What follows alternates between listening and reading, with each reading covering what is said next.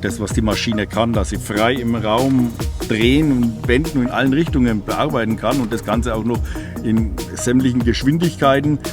Es gibt so ein Standardprogramm eigentlich nicht mehr her. Und das ist der Vorteil von JobSolid, dass solche Sachen wieder machbar sind. Uns gibt es jetzt seit 1650. Das ist jetzt knapp 400 Jahre. Vielleicht gibt es es in 400 Jahren auch noch. Mal schauen. Wäre gut.